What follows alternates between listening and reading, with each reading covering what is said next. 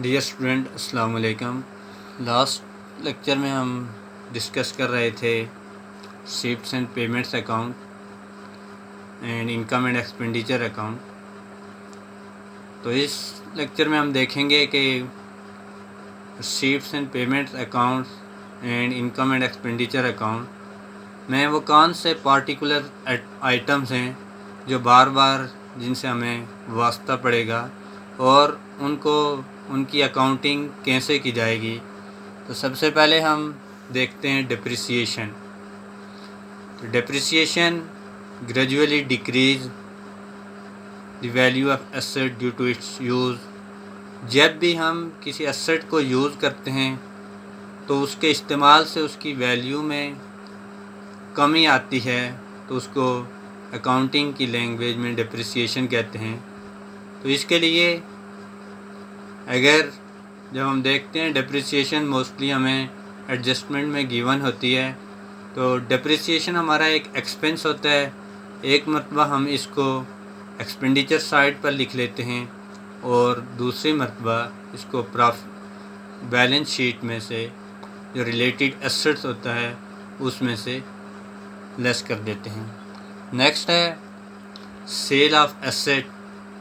Cell of asset کوئی بھی ہمارا ایسٹ جب ہم اس کو سیل کر دیتے ہیں کسی بھی ریزن کی وجہ سے، تو یہ اس میں سے جو اماؤنٹس آتی ہے اس کو ہم انکم اینڈ ایکسپینڈیچر میں نہیں لکھتے، لیکن اگر کوئی پرافٹ ہو رہا ہے تو اس کو ہم انکم سائڈ پر مینشن کر دیتے ہیں، اور اگر کوئی لاس ہو رہا ہے تو اس کو ایکسپینڈیچر سائڈ پر مینشن کر دیتے ہیں.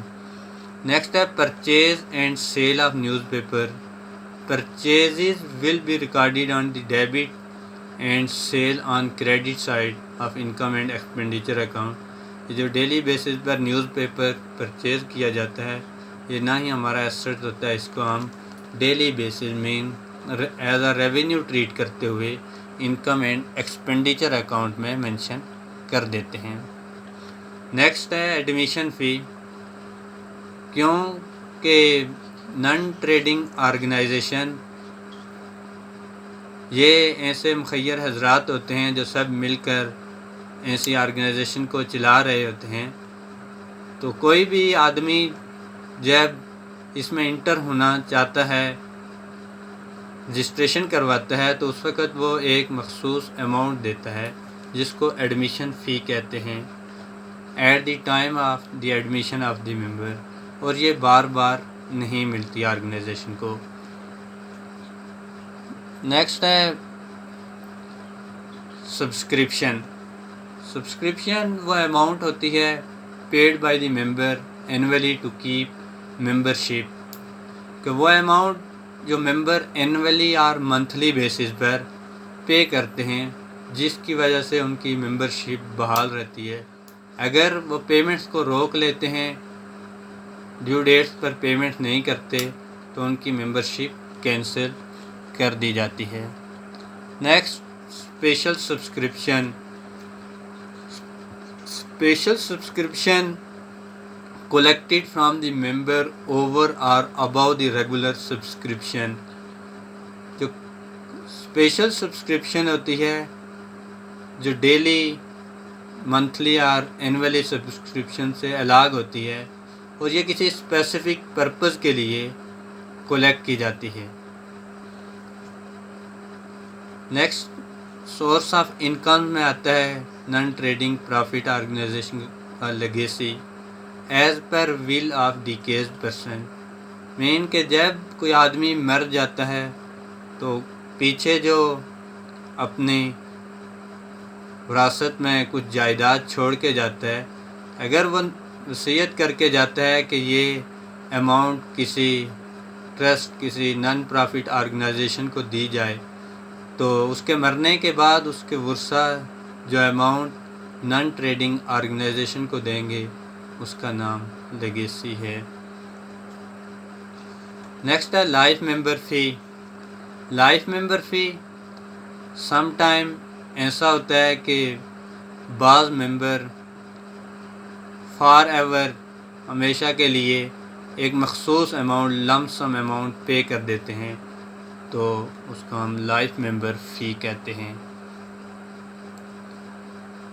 Donation received money from someone or any other by the way of gift، کہ کسی بھی آدمی سے یا کسی آرگنائزیشن سے، فرم سے آپ کو جو گفٹ کی صورت میں اماؤنٹس ملتی ہے اس کو ہم ڈونیشن کہتے ہیں۔ نیکسٹ ہے capital fund. Capital fund access of total asset over total liabilities, کہ ایسیٹس اور لائبلٹیز کے درمیان جب ڈیفرنس لیا جاتا ہے تو درمیان میں جو ڈیفرنس آتا ہے اس کو ہم کیپٹل فنڈ کا نام دیتے ہیں۔